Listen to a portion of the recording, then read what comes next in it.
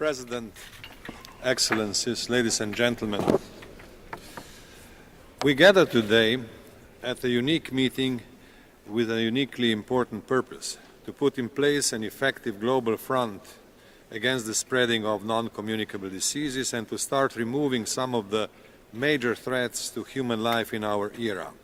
And we owe gratitude to all those who made this meeting possible, the Secretary General, the President of the General Assembly, the WHO Secretariat, and above all, the Caribbean states for the timely and wise initiative.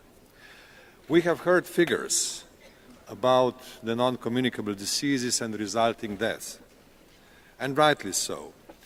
I'm convinced that these figures will be quoted often these days, and they should. The world must become better aware of the major threat to humankind. There is no doubt that non-communicable diseases constitute such a threat. But there is a paradox also here. This is only the second time in the history of the United Nations that the General Assembly has convened a meeting with the participation of heads of state and government on a set of dramatic global health issues with major and very adverse consequences for social and economic development. We should think and ask ourselves why this is so.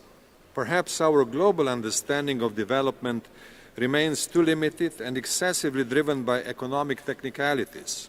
Perhaps health issues are still seen as a matter for experts and not for global policymakers.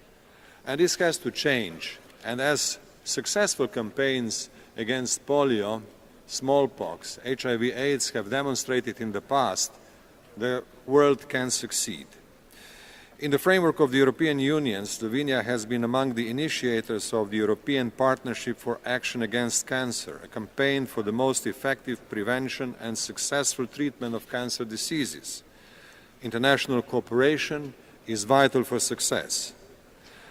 But there is a fundamental problem here. The world needs more effort and more resources, medical, technical, financial, and organizational.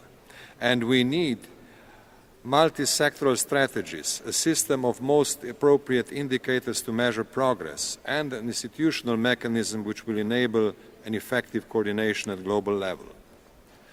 We have a long way to go. The WHO leadership, with full participation of member states, will be necessary in the process of implementation of the declaration just adopted.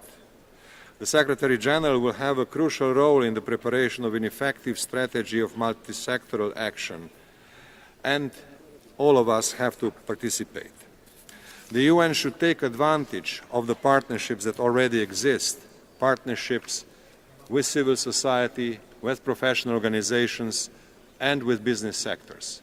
These partnerships have to be made stronger, more effective, put in place for the multi-sectoral approach, and in such coordinated fashion we can win. Thank you, Mr. President. Thank you, ladies and gentlemen, for your attention.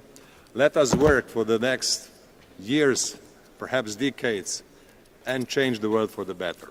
Thank you.